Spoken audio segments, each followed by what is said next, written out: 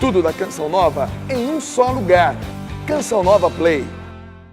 O Senhor esteja convosco. Proclamação do Evangelho de Jesus Cristo, segundo Mateus.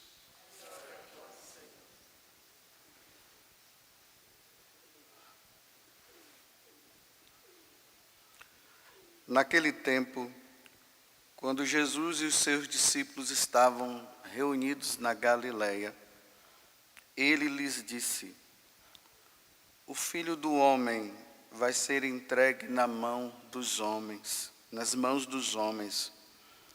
Eles o matarão, mas no terceiro dia ele ressuscitará. E os discípulos ficaram muito tristes. Quando chegaram a Cafarnaum, os cobradores do imposto do templo aproximaram-se de Pedro e perguntaram: o vosso mestre não paga o imposto do templo? Pedro respondeu: sim, paga. Ao entrar em casa, Jesus adiantou-se e perguntou: Simão, que te parece? Os reis da terra cobram impostos ou taxas de quem? Dos filhos ou dos estranhos? Pedro respondeu: dos estranhos. Então Jesus disse: logo os filhos são livres. Mas, para não escandalizar esta gente, vai ao mar, lança o anzol e abre a boca do primeiro peixe que tu pescares. Ali tu encontrarás uma moeda. Pegue então a moeda e vai entregá-la a eles, por mim e por ti. Palavra da salvação.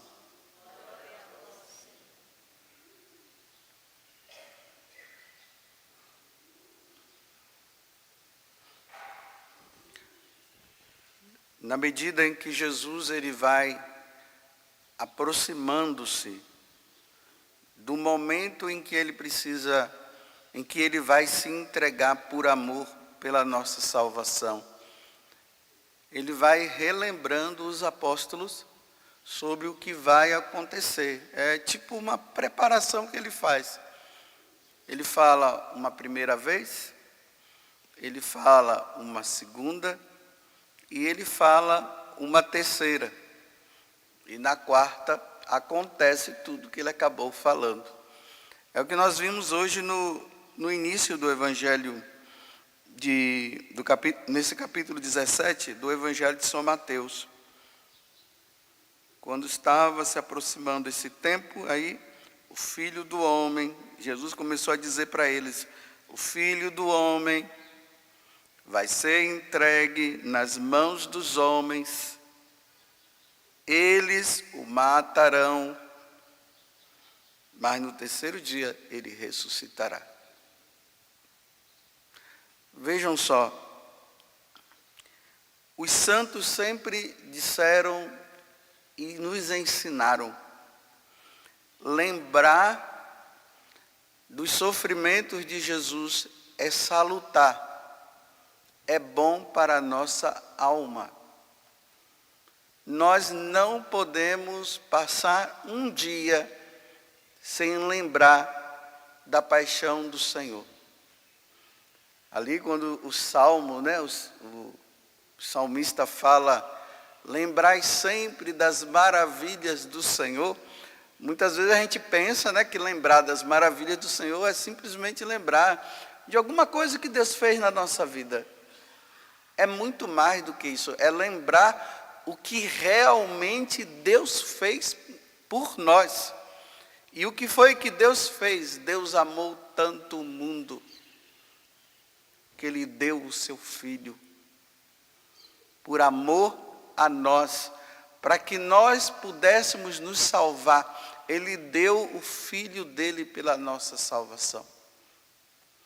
Então é preciso sempre lembrar. Olha o que eu estou dizendo, todos os dias. Todos os dias nós deveríamos reservar um momento, uns 10 minutos, uns 15 minutos da nossa vida para meditarmos a paixão do Senhor. Lembremos que a própria igreja, ela não nos deixa esquecer isso. Por exemplo, a missa. A missa é o sacrifício de Cristo. É tudo isso que Jesus falou agora para ele. O Filho do Homem vai ser entregue nas mãos dos homens. Eles o matarão, mas no terceiro dia ele ressuscitará.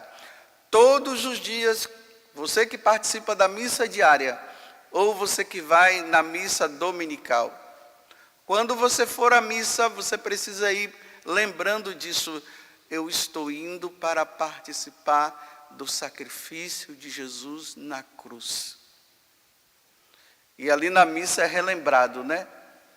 Na noite em que ia ser entregue. Está vendo como a igreja lembra? Faz-nos recordar na noite em que ia ser entregue. Ele tomou o pão. Ele tomou o cálice. Esse é o sangue da nova e eterna aliança que será derramado por vós. Todo mundo se admira do Padre Pio, né? Das chagas do Padre Pio. Tanto que no tempo em que ele ainda estava vivo, né? Vivia aqui conosco, as pessoas ficavam numa curiosidade de olhar, de ver o Padre Pio e ver aquelas chagas. Então ele colocou umas luvas nas mãos que escondiam. Mas como foi que essas chagas, elas apareceram em Padre Pio? Primeiro porque Padre Pio amava a paixão do Senhor. Ele se admirava quando ele meditava, quando ele pensava no quanto que Deus tinha dado a vida por ele, e ele não era merecedor disso, coisa nenhuma. Aí lá conta na vida dele, né? Quando ele estava lá,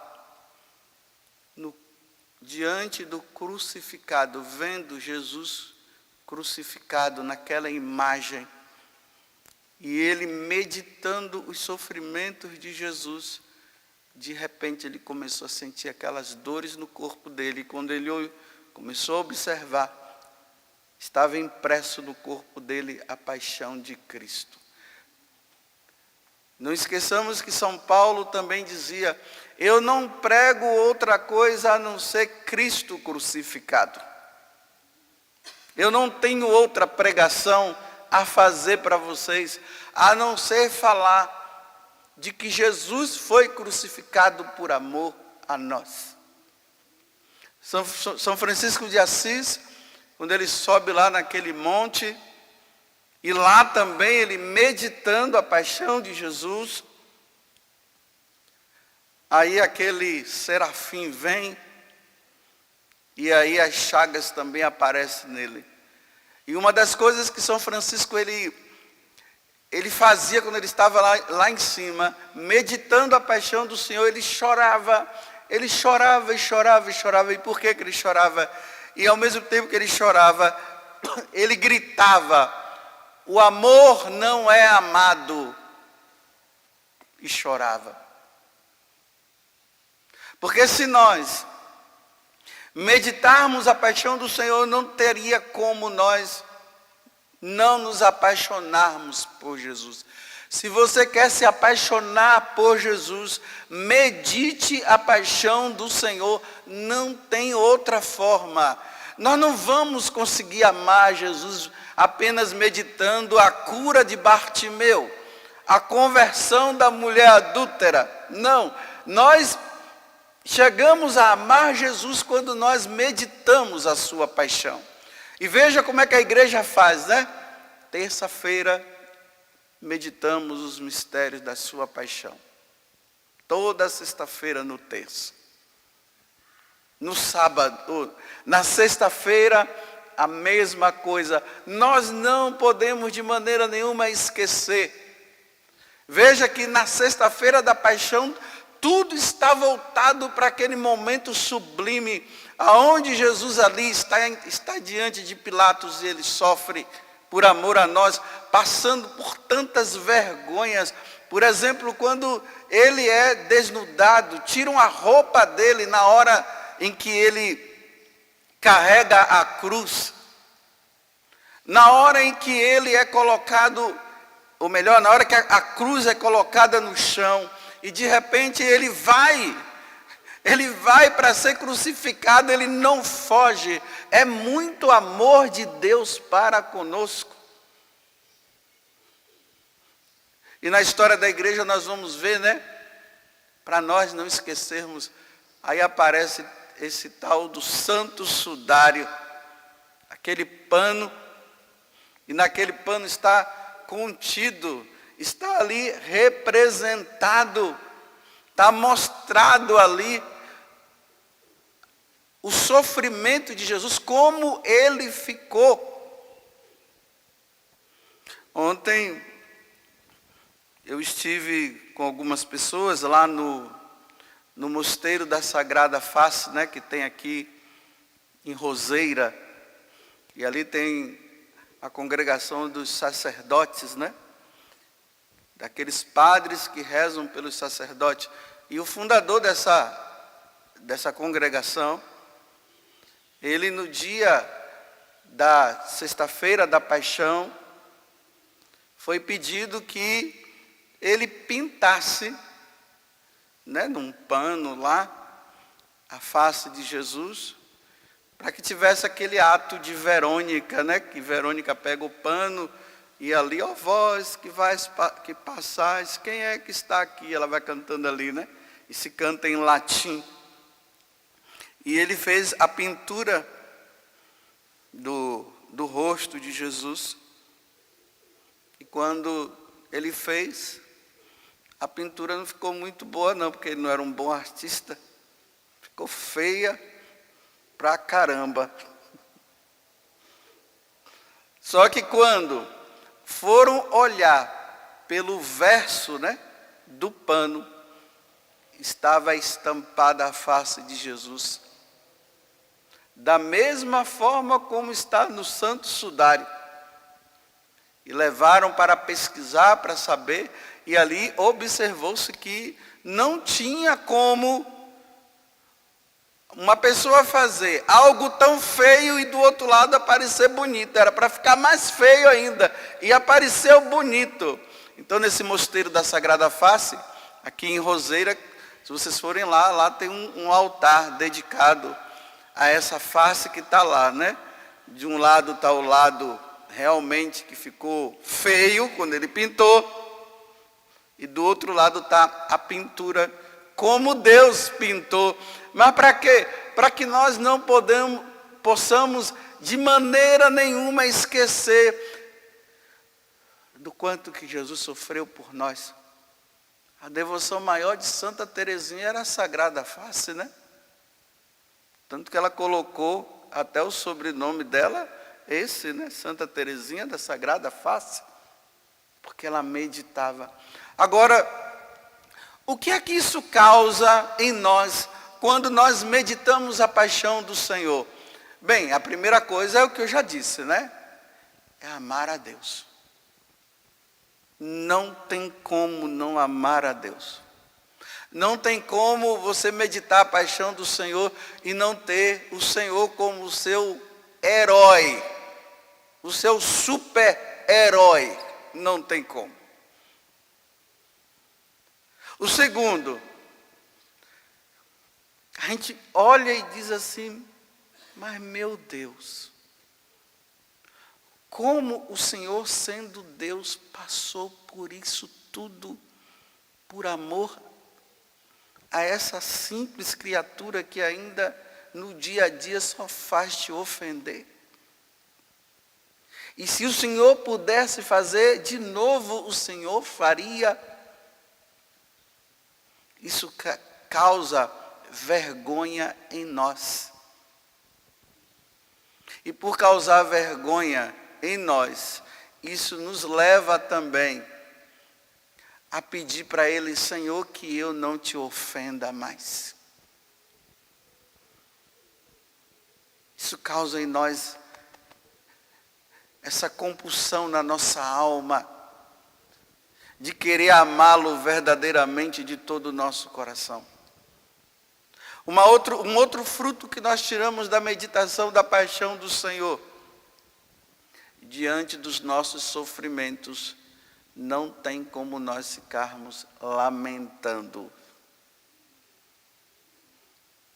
Porque tem pessoas, né, que elas se acham, né, no poder de questionar, de falar, de olhar para Deus e de quando é que o Senhor vai tirar esse sofrimento? Eu só sofro na minha vida. E fica ali, né, achando, aí como eu brinco, né, o príncipe e a princesa não pode passar por nenhum sofrimento. Ainda mais quando se diz que é de Deus, então não pode mais passar por sofrimento. Então na hora que você olha para a paixão de Cristo, na hora que você olha para o Jesus crucificado, quando você vê ele flagelado, quando você vê aqueles homens batendo nele daquele jeito e ele calado, não tem o que falar.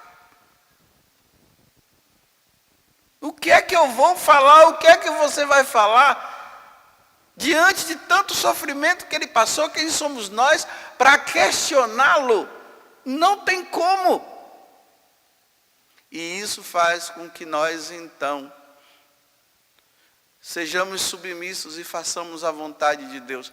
É por isso que tem gente que diz assim, né? Aquelas pessoas bem simples, quando elas estão sofrendo, elas dizem assim: foi Deus que quis, né? O que é que eu posso fazer? Nada. Ele também sofreu. E os sofrimentos dele foram maiores do que o meu. O que é isso comparado ao sofrimento que ele teve? E a pessoa se submete à vontade de Deus de passar também por este sofrimento. Hoje não. Os cristãos de hoje, eles acham que eles devem exigir de Deus. Está vendo? Eu me confesso, eu faço o meu estudo, eu faço adoração, eu vou na missa e faço isso, me confesso. Agora o Senhor fica fazendo com que eu sofra. Eu não quero sofrer. O sofrimento é uma realidade. Sem Deus ou com Deus você vai sofrer. Esse mundo é um vale de lágrimas. Não tem jeito. Agora é preferível sofrer com Deus e encontrar força na caminhada do que sofrer sem Ele. Né? E aqui vai aquilo que eu sempre lembro, né? Quando eu estou falando do sofrimento de Cristo, aquela mulher que veio se lamentar comigo, dizendo, né?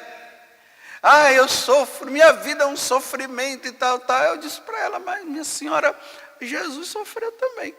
Aí ela disse: não, ele foi só 3 anos, eu não. Ou ele foi só 3 dias. Eu sou a vida toda. Você está vendo como é que está a cabeça da pessoa?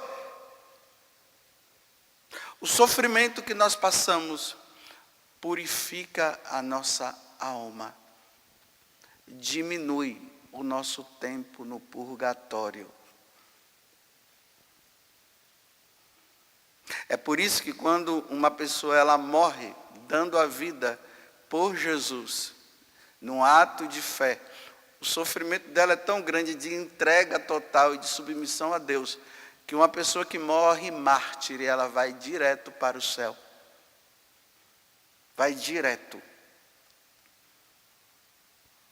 Ao meditar a paixão do Senhor, nós encontramos força para caminhar nessa vida. Parece que é o contrário, né? Por exemplo, você está sofrendo. Aí parece que você olhando Jesus crucificado, você vai dar depressão, né? Ah, ele sofreu também. Não, quando você olha Jesus crucificado, nos sofrimentos que você passa, e eu também, nós encontramos força para caminharmos. Ali nós dizemos assim: se ele sofreu e padeceu e ele foi até o fim, eu também, pela força, por Deus, eu conseguirei ir até o fim. E aí se encontra a força. E haja vista, né? Terminando agora, é que a gente sempre encontra, na maioria das imagens dos santos, eles sempre com a cruz na mão, olhando, contemplando. Na imagem de Santa Teresinha, o pessoal fica mais preocupado com as rosas, né? Mas não é a rosa que é mais importante. O mais importante é o amor dela ao crucificado.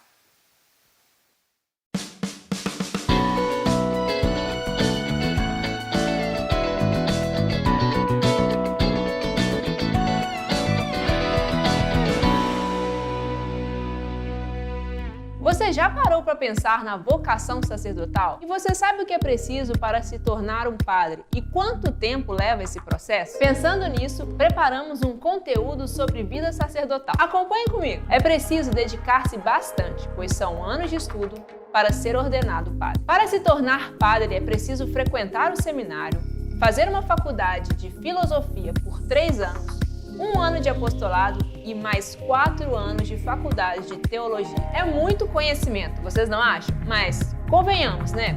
Todo esse tempo de estudo é necessário porque o sacerdote é o responsável por levar os ensinamentos de Jesus Cristo à comunidade cristã. Vamos conhecer o padre Silvio César, da paróquia Santa Teresinha, na cidade de São Paulo. Viver a vocação sacerdotal nesse tempo de formação no seminário, na faculdade, é um ritmo bastante interessante. Primeiro, o fator da convivência, né? Viver com outros jovens, o caminho de formação, quer a formação acadêmica, quer essa formação específica da vida do seminário. A rotina de vida é muito interessante. Temos uma programação de estudos particulares, as aulas da faculdade, os momentos da comunidade, os momentos de oração e, claro, né, como uma vida de jovens, de vez em quando também um passeio, o esporte. Então, são atividades que compõem o nosso dia a dia. As aulas sempre muito bem preparadas, bem cuidadas. Nós temos a formação da filosofia no primeiro momento e depois a formação da teologia. E nós, salesianos, além dessa formação, vivemos também o tempo do noviciado e um tempo que chamamos de tirocínio, ou seja, realizamos um trabalho pastoral já um pouco a formação que adquirimos nesse tempo da nossa caminhada religiosa. De maneira que nesses estudos aprofundamos muito do pensamento humano e, claro, esse conhecimento de Deus a partir de toda a eclesiologia, todos os temas referentes da teologia que facilitam, ajudam, orientam, né, imprimem no coração de um sacerdote esta caminhada de anunciador, de pregador do Santo Evangelho, da Palavra de Deus. Esse tempo de formação, claro, dentro da nossa caminhada, depende muito também daqueles, né, que vivem a vida diocesana e da vida religiosa, entre 7, 8, 10, 11, 12 anos de formação. E depois temos a vida toda para esse bonito caminho que realizamos de escolha como sacerdotes, como religiosos.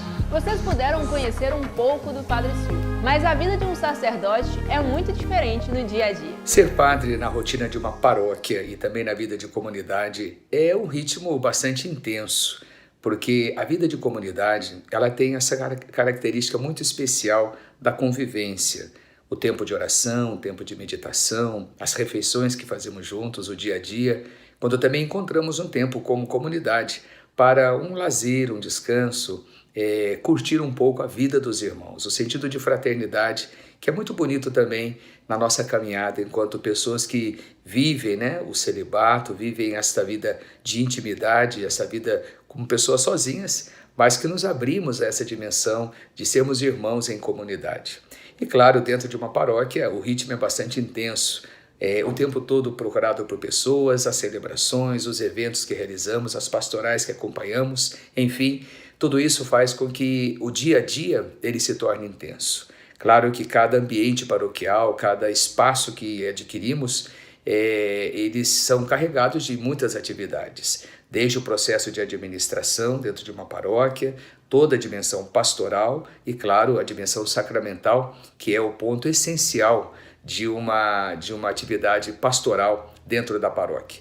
No fim de tudo, é você terminar um dia feliz, porque você sai da cama cedinho, retorna bem à noite e tem a certeza de que o seu dia foi muito rico, porque você pôde ser um sinal da graça de Deus na vida dos irmãos, na comunidade e na vida desse lindo povo de Deus que nos procura com muita sede o tempo todo para confissões, para orientações, para os sacramentos e serem também cuidados como filhos e filhas de Deus. Para ser um bom sacerdote, é preciso viver com intensidade as propostas formativas da congregação ou da diocese que escolheu para exercer o seu ministério. Porque quem atendeu ao chamado de Deus para ser um dos divulgadores de sua palavra, precisa ter uma experiência rica e profunda com ele. O chamado vocacional, eu posso imaginar, ele foi chegando ali pelos meus 12, 13 anos, ainda adolescente. Eu achava muito bonita a figura do sacerdote. Não tinha muita noção, da grandiosidade dessa vocação. Depois, estudando nos Salesianos, fui também discernindo isso com os padres que ali trabalhavam na minha cidade, em Cruzeiro, até que eu senti fortemente esse desejo de entregar a minha vida nesta missão. Fui vendo esta linda forma de Dom Bosco, a sua salesianidade e dar a vida pela juventude. Assim, toda a minha caminhada, o meu tempo de discernimento com a minha família, também muito católica, muito cristã, me ajudou muito também a alicerçar este desejo. E aí, entrei logo para o seminário no ano de 1990, fiz toda a minha caminhada de formação, foram anos maravilhosos, me ordenei no ano de 2001, portanto foram 10 anos de formação e desde que me ordenei, cada dia que eu acordo, eu agradeço a Deus por ser sacerdote e poderia dizer, se tivessem tantas outras vidas, eu continuaria sendo sacerdote. É viver essa santidade, essa radicalidade, experimentar sim, muitas vezes os desafios, não é? Não é fácil, somos humanos, mas como é bom a gente ter sede da santidade e viver na alegria do sacerdócio, do ministério que abraçamos e assumimos esse caminho de fidelidade a Deus. Agradeço a Deus esse chamado, procuro respondê-lo na minha convicção, na minha santidade e peço a Deus que eu possa ser um sacerdote santo para as pessoas que me procuram. Na semana que vem, vamos falar sobre vocação matrimonial com o casal Tami e Ralph. Te espero lá!